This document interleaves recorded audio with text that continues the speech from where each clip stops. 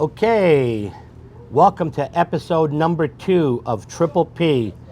We're newbies here. We just watched a great episode today with my guest, Frank Zabski, New Haven School of Pizza, and we're going to ask about a lot of things, the pizza gavones, all that stuff, because I've known this man about a year and a half, and he never ceases to amaze me. Every time I turn around, there's something else that he's doing, and I love it. I mean, he's very soft-spoken with what he does, but he's very passionate, and he's very big in his conviction. So guess what? There's a guy, you mess with him. Like they say, you mess with the bull, you're going to get the horns. Ooh.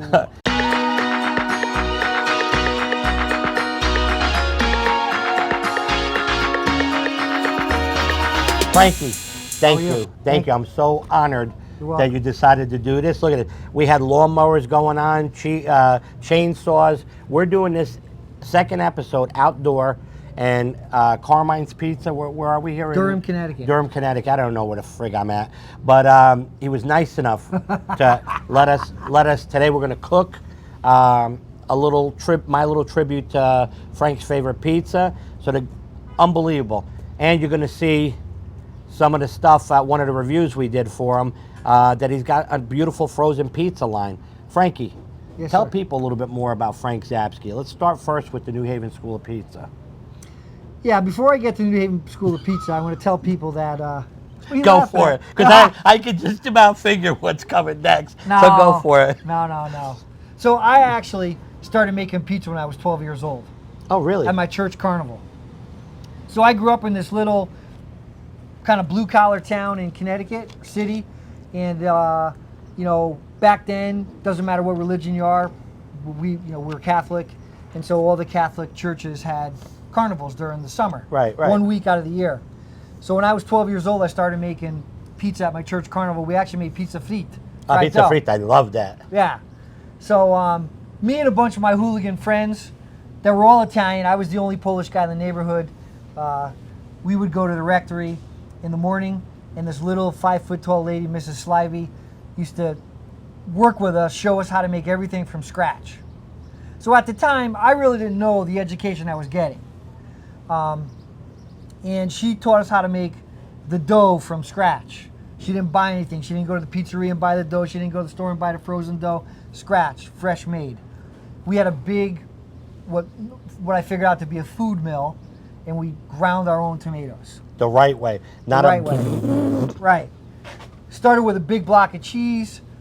She took a bunch of chunks off. We would sit there with, Agratagasa, we call it. What'd you call it? Agratagasa. Agratagasa, whatever that is. It's they call it a grating house. Okay. In Italian, agratagasa. Yeah. So that's how I started learning everything. And I'm going to interrupt you. And the dough, when you made the dough, it was no machine, right? We actually, believe it or not, I still remember, had probably a first or second generation Hobart. Oh, really? Yeah. So you did do it by machine? We did. We did do that by machine. And I remember because the dough hook was, I was much smaller back then than I am now. The dough hook was this monster. It was probably this tall, and it was a big 60-quart mixer, and it was just something I'd never seen before. I mean, we didn't even have a mixer at home. We just did everything by hand. They showed you the gears. You put it at 1, not 4. Yeah. I didn't know that. Nobody told me that. They played a bad joke on me first time I did it. Yeah, I had it set on 4. Imagine what I look like. Oh, yeah. So I did that till I was 16. Wow. And at 16, I discovered one thing I liked a little bit more than making pizza fritta. What do you think it might be? Women? The brajol. Well, that's what happens. That's what happens. So, went to high school, college, started my own IT business when I was 23. 3 years ago, I retired from that business, and I started the pizza school, and I'm brushing over a couple other things. The brajol. Yeah, the brajol. Gets you in trouble every time. And that's where you can use the cheese. Easy now. So yeah, the pizza school came from this passion I've had for specifically New Haven style pizza, because I grew up in New Haven County in Connecticut, and I love to teach. When I started in IT, I was a stand-up trainer. I taught people DOS, disk operating system. It was all command line. Mm-hmm. and Word and Office and the PowerPoint suite and a bunch of other things. So I was pretty comfortable talking in front of people, and most of what I did for my company was sell. I mean, I did the first 5 years or so, I did still a lot of the consulting, but I basically sold a lot of the business. So I took 3 things I love to do. One, you know this. Yeah, you got the gift I of love gab. to talk. Yeah, I love to teach, and I love making New Haven style pizza. and it shows. You know, I gotta say something. We had the privilege of sitting through one of your classes. Yep. And for as long as the class is, and I gotta say that because you get your money's worth, because it's a lot of education crammed in. What was it, 3 hours we did? 3.5 hours. Three and a half. Tree. I'm learning that from you too. But the guy is passionate about what he does.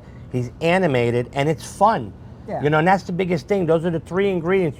I've gone to things that were an hour, and I was like, oh God, when is this asleep. thing over? Yeah, it's because the instructor or the person that's in charge doesn't have a personality. But Yeah, well, I appreciate that, and I try to, I know people aren't going there for a comedy show, but I do like to infuse comedy as much as I can. we had fun. Because you have to have fun. And what I consider myself, you know me pretty well at this point. I'm very upfront. Yes, you are. And I do not have a culinary degree. I do not have a culinary experience from the standpoint of working in a big pizzeria or a restaurant. A lot of the stuff I learned from other people showing me or research or so on and so forth. But one of the biggest things I get is, well, he never worked for Sally's or Pepe's or Modern. And where I'm going with this is, I consider myself what I call an immigrant baker. Yeah. And a lot of people do not realize this, that I love the Italians, but they, back in Italy at that time, turn of the century, late 1800s, early 1900s, and before, most of them were peasants. Yeah. They had ugats. And that's what Italian food's all about. Right. Like, the pizzas probably weren't perfectly round. Nope. They probably weren't perfectly cheesed. They probably weren't perfectly topped. And a lot of people don't know this, but that's what they sold on the street to make money. So it was part of A, what they ate as their diet, and B, what they sold.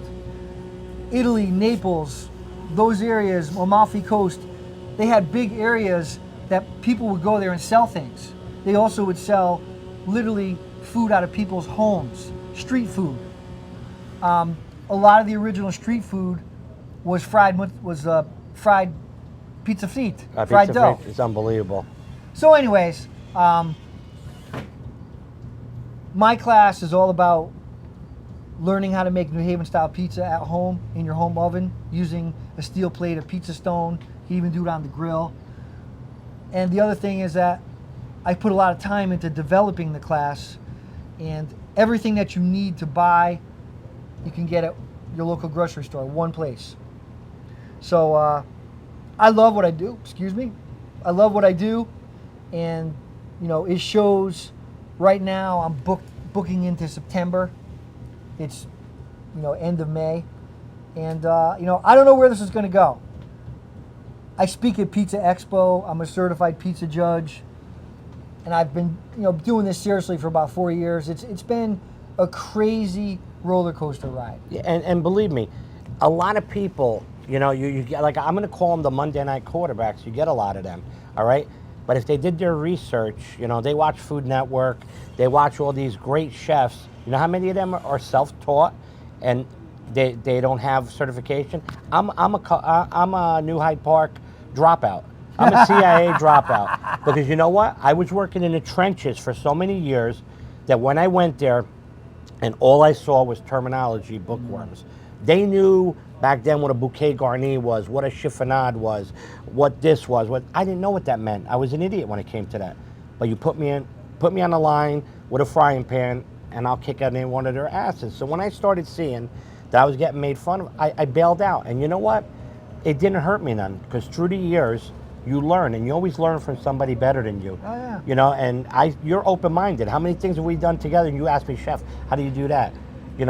And same thing with you. I picked up certain things. So, people need to know all the criteria. Some of the best chefs that are out there, Molto Mario, he's not schooled. Like I said, there's a lot of people that love of food and passion for food, Yeah. it grows. And I see that with you every day. So you know Yeah. what? That's not a criteria. Cool. And if they don't like it, right? Yeah, well, Yeah. I'm cool. And I do it. Well, fine, Gil, please. But you know, I've seen in a year and a half your growth. Yeah. I mean, how many text message and emails would I send you when I see you in Vegas? Yeah. You know, next year I'm going to be there too. But I can't wait. We'll have fun. It's going to be a blast, and you know, we're going to be doing some stuff with Enzo soon. Yep. You know, and he follows you too. So you know what? When you got somebody of his stature, Yeah. you know, following you, you're doing something right. You know. You know, I want to teach people, but I want to make people happy, and I want to make them laugh, and that's what I tell people at the beginning of my classes. Everyone in my classes, including myself, we all come in these classes with stuff that we have in our lives, and I just try to make them forget about that for 3 I think that might be one of your followers that's come Yeah. with the chainsaw. It's okay. It's all good. We talk through the chainsaws. I don't even hear it.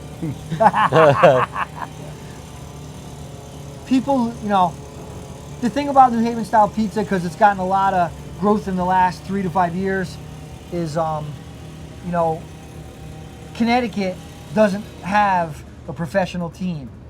We used to have the Connecticut Sun. They're moving out. This is their last year. So pizza is kind of our sport. Yeah. And there's a lot of people that are really, you know, they have their favorites, and if they don't agree with you, they just tell you. I mean, just straight up tell you. And listen, I've said this a bunch of times in a lot of our things. I'm not an everyone gets a trophy kind of guy. But there's got to be some part of your life that has some happiness to it. Yeah. And so that's what I try to do. Absolutely. You know, the way this business is, the way this industry is, it's a very cutthroat, very competitive business. I mean, I've been on the sales end of it, and I'm 100% Italian, and the Italians will sell their mother for 5 cents. And that's the way it is. When you go to a shop, there's no loyalty anymore like years ago. Yeah. And that's what we started now with everything that's going on with this economy. We're starting to preach a little more, hey guys, maybe we need to band together a little bit more and stick it to the big guy. Because guess what? They don't care about the blue collar, and that's what it's all about. The blue collar is what makes it. And with you, what I've seen, you got a fountain of knowledge. Just things you were spewing out. I'm going, wow, I better go research that later because I didn't know that. Yeah. You know, and you know, people are closed-minded, but then again,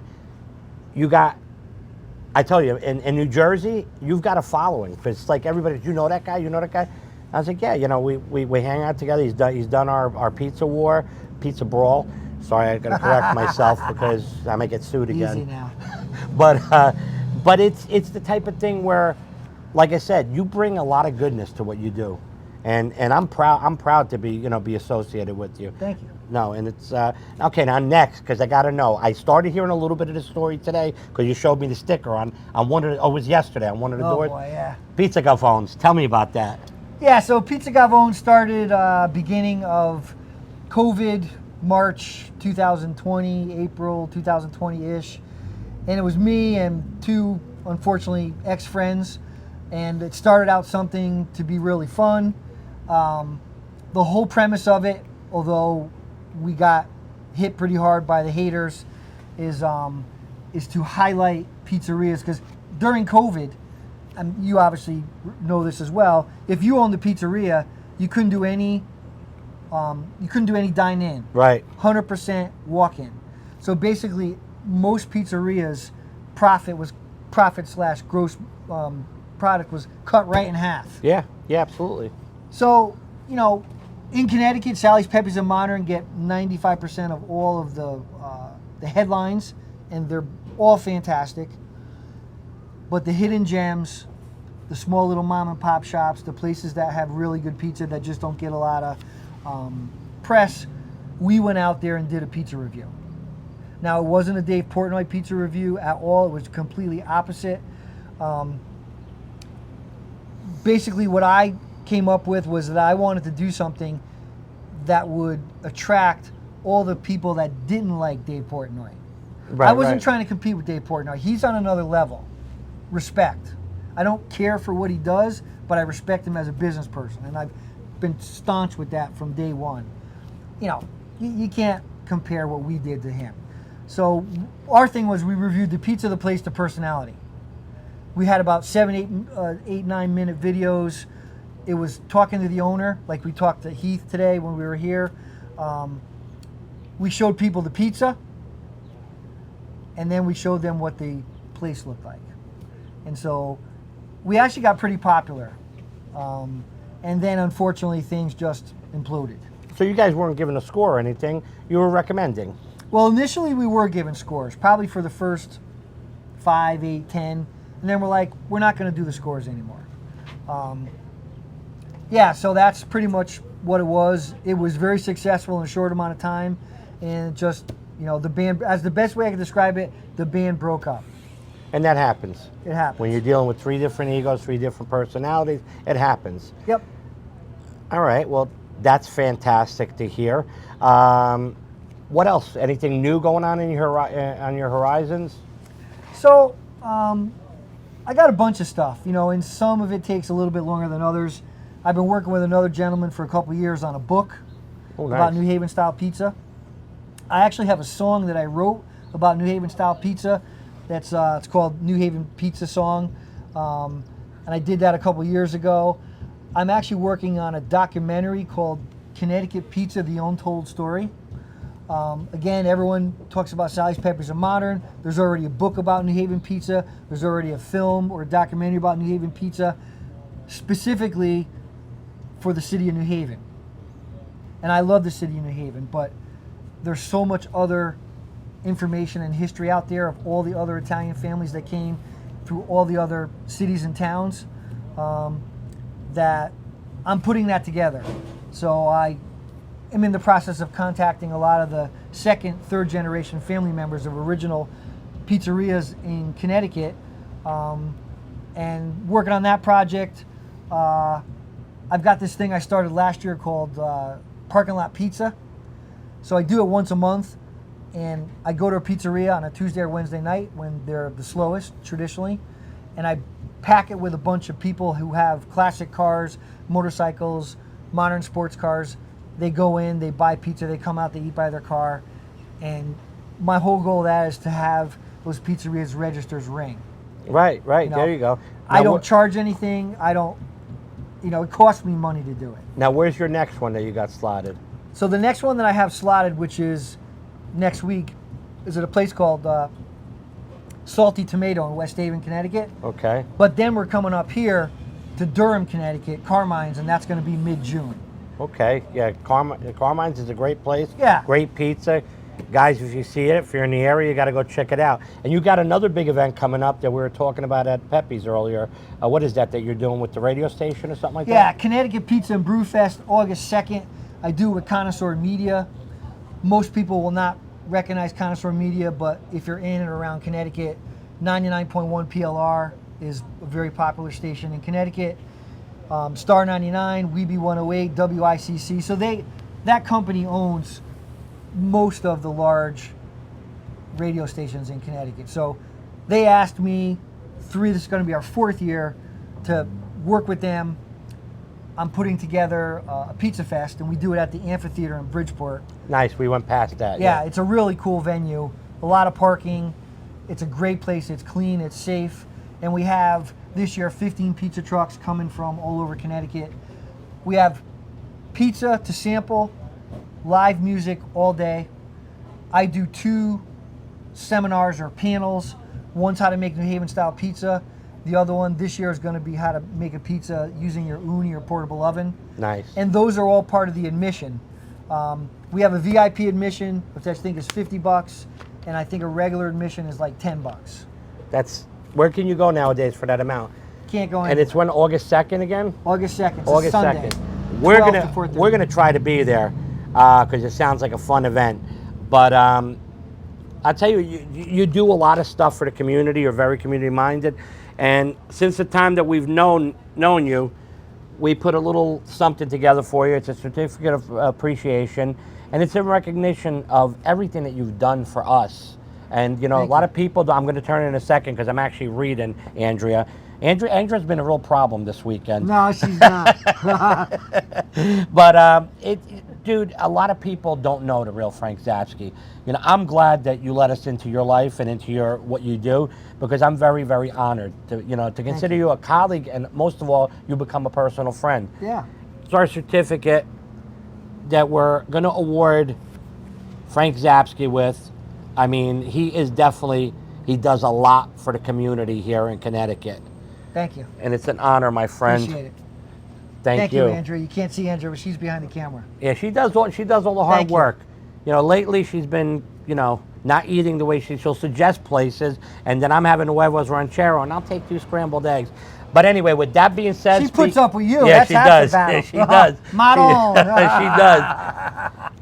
We're gonna take a short break, and when we come back, I'm actually gonna make it at Carmine's. Jersey style. Jersey style. I'm gonna give him a little bit of white wall, and we're gonna let him try my version of his ricotta and meatball mozzarella pie. So we'll see you in a little bit. Ciao, ciao.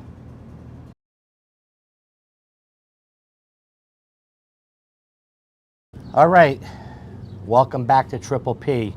Sitting here with the pizza connoisseur from New Haven School of Pizza, Pizza Gavone's. My tribute to you, ricotta and meatball pie. We got the mother of all meatballs there, my ricotta blend with a little twist, my mozzarella cheese that I use, and our crudo sauce. This is compliments of Carmine's. I want to thank them for letting us do this here. First one we're doing remotely. Indulge. Oh boy.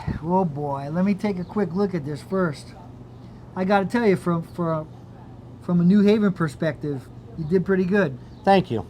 We got a little bit of, what do you call it, the spare tire? What's this thing around here? White wall. White wall. I gave you the New Jersey white wall. I didn't want to take, Carmine did it with the New Haven way. I said, let me go Jersey style. Yeah. And then, basically it's all a blend, and I finish it off at the end as a condiment. I got the Sicilian oregano on it, so that gives it that little perfume that you're smelling.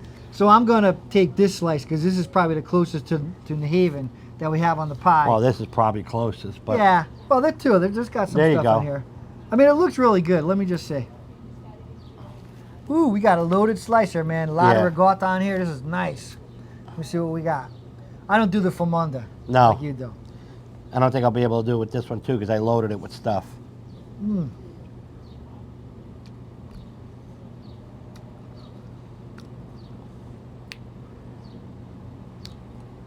Sauce is amazing. Right? It's a simple sauce. Yeah. Sea salt, fresh basil, a little extra virgin, and good San Marzano tomatoes that And we you hand crushed them, right? Hand crushed them, yeah. Yeah. I don't believe in boat motors. I may not do 50 cans a day, but, it's the way to do it. Yeah. The ricotta blend I got to get from you, because it's really good. You like it? Yeah, I mean, this is obviously different from my New Haven style, but a lot of people don't realize there's a lot of similarities between New Haven and New Jersey, and this is just a little bit different. I wanted to give it a little bit of my twist, and I did go crazy with the ricotta. Yeah. I normally wouldn't put that much, but I know, it's something you like. Have you gotten to the meatballs yet?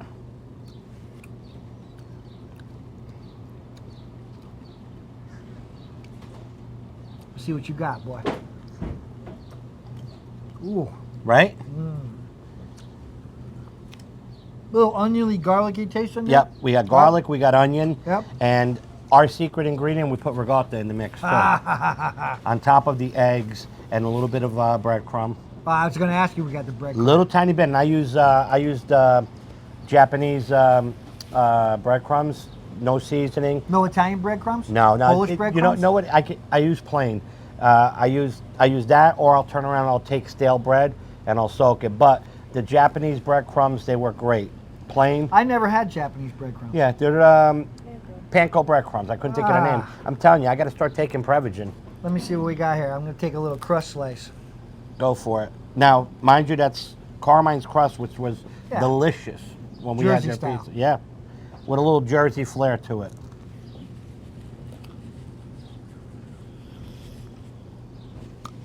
The thing I like the most, I'm starting to get accustomed to sauce first, so the sauce on top. As soon as you bite into it, you get that saucy, fresh plum tomato taste. Phenomenal, chef. Good job. Thank you. So we did you justice, right? I'm going to allow you to come back to Connecticut. There you go. I'm allowed back to Connecticut. Listen, it's the type of thing. It's not rocket science. You know, you lay it down, simple ingredients. Don't over glorify them. You saw what I did with the tomatoes. Yeah. It was nothing. Hand crushed them. A couple of good season, a little bit of good seasoning. We use a decent mozzarella. Actually, it's one of my favorites, and I'm not going to mention it because I'm not promoting mozzarella. I got you. And our signature meatball, and then a little bit, like I said, a little bit of at the end Sicilian oregano. It's amazing the Sicilian oregano. I'm still another one of these Go meatballs. for it. It's amazing how nice that Sicilian oregano. It doesn't taste like the crap you buy here. You know It's what I'm not saying? as strong. Yeah, It's still good taste. It's nice. It's like an aromatic, and it just enhances the pizza. It doesn't have that bitter taste to it. So, White Wall. yeah, the white wall. And I don't normally, believe it or not, in Jersey, I learned. I never heard that before. when I make my pizza, I used to yell at my son and stuff, but I was giving you a true New Jersey pizza with a little Yeah. bit of the white wall, a little bit of the crust. So your pizza in New Jersey is more like this. No, mine's more like this. Okay. See?